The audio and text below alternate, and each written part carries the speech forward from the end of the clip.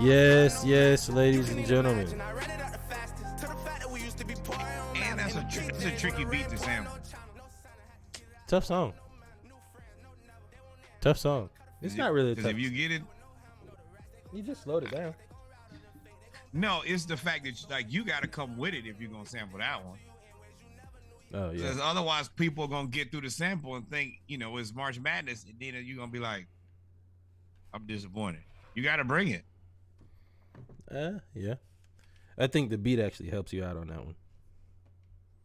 Yeah. As long as the beat is so tough, right. you don't really have to do much to make. Even when you remix the beat, you don't have to do much to do that at all either.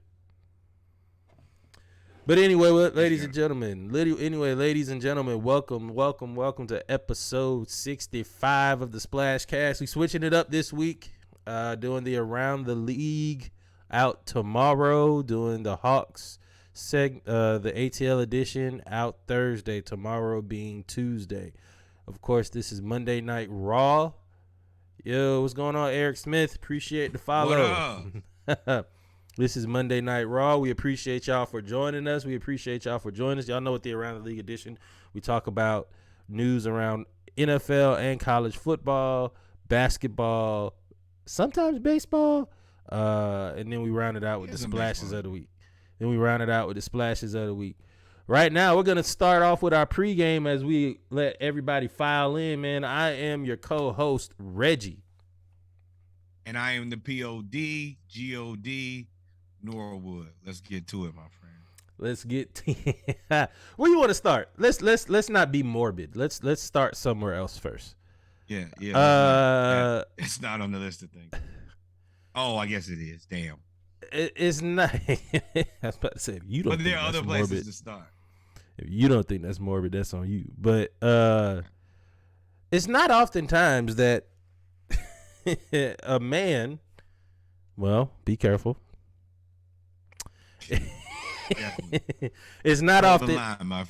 It's not oftentimes that an athlete is called thick in a good connotation, right? Normally, unless you're like an NFL lineman or something, like that means you're like strong, you're solid. But when you're an NBA point guard,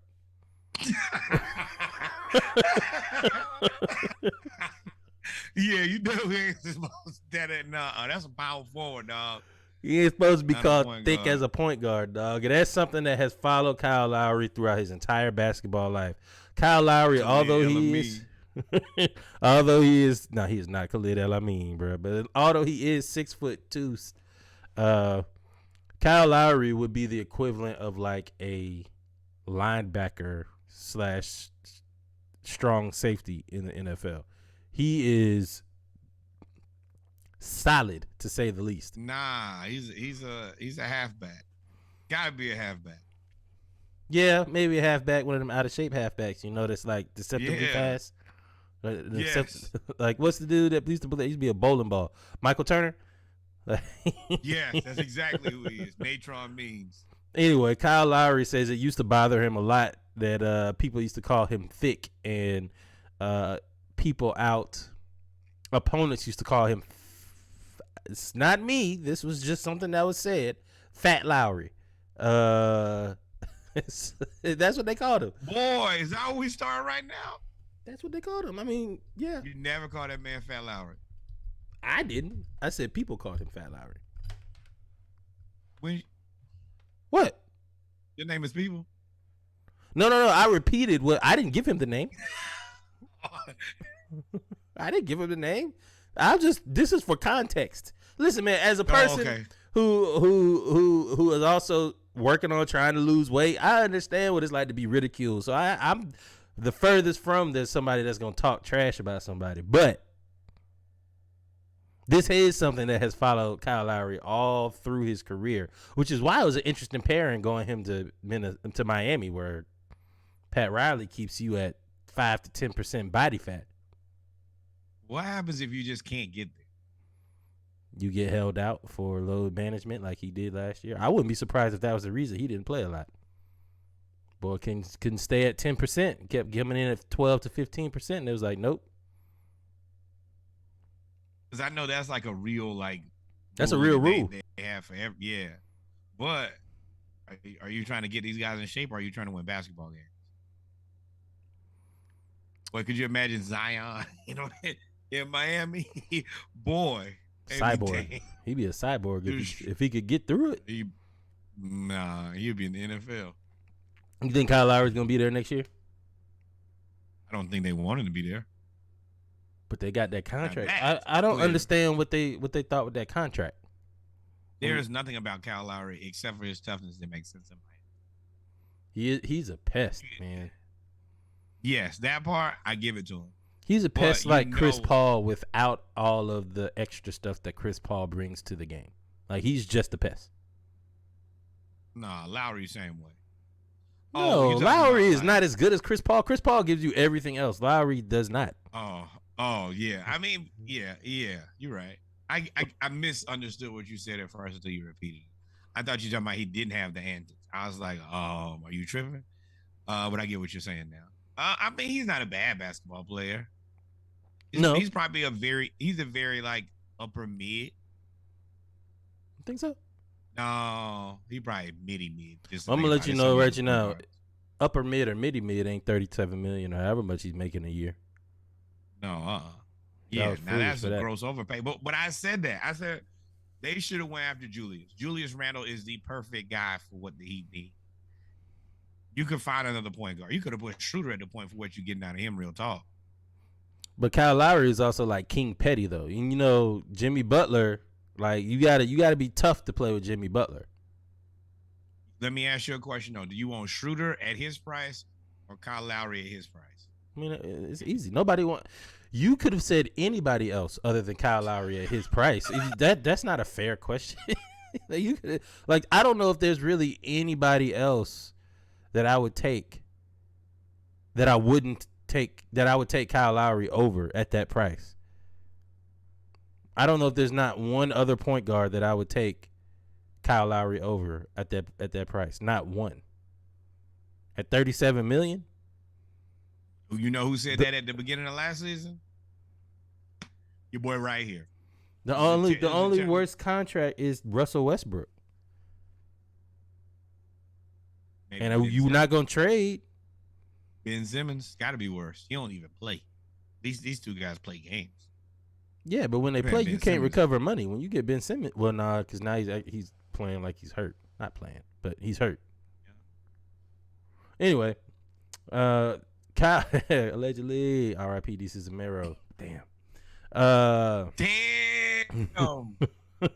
Oh my god. But one thing Kyle Lowery is like King Petty. Like, he is the person that will always get back. He's Mr. Get Your Lick Back. Like, he's always gonna get his lick back, even if it's 7 years down the road. He's just gonna try to cave your chest in. But there is one person that was super King Petty, and we normally don't talk politics, and this really isn't politics because it involves a sporting venue. It involves a golf course. King Petty himself, Donald Trump, buried his wife. I don't know if we talked about this or not, but I'm bringing it up. Ivana Trump on his golf course.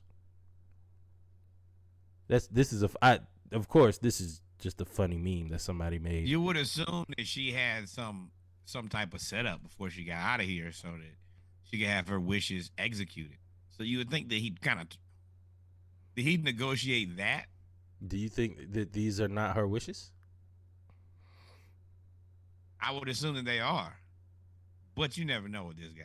I mean, he called and said, "You know how many more votes I need." What you mean? You don't think he'd be like, "Hey, I need this to happen when I'm..."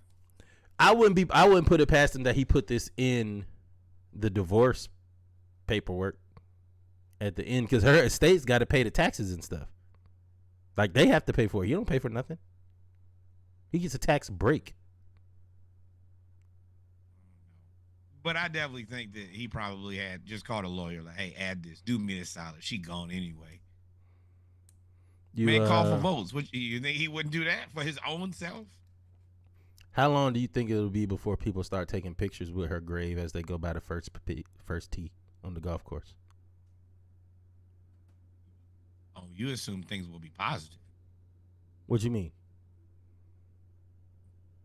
Man, people on in the internet age are crazy. And you have something Yeah. that you can deface. You think Oh somebody's gonna man. deface her on and say what? I mean, what would they say? Like just fuck Trump? She does. She didn't Nothing. It like Trump. doesn't matter. It doesn't matter. It's just an opportunity. Yeah. Mm. I don't see it. I don't see it defacing. I see an evil genius who did this. I see that too. Oh yeah. The money setup on this is amazing, but it's just so many why. And the thing is, you never get to ask her why. What was the thought process on this? You're not gonna. I'm not gonna put on my tinfoil hat because I do enjoy being above the ground. Yep, that's the other part. This is a little too close to B613 for me. Thoughts and prayers to all involved. I'm gonna give the family the respect that they deserve. How about that? Yes, sir. Yes, sir. Well, ladies and gentlemen, we come Not to the. finna have Huck knocking at my door. No, sir. I seen it, Olivia. Well, ladies and gentlemen, we have come to the end of the pregame of episode 65 of the Splash Cast. We are now going to get into the beginning of the show. Y'all make sure y'all stay tuned. Listen to the Splash Cast 12 pack as we get ready for the show. Y'all stay tuned. 24 pack. 24 pack. Always, baby.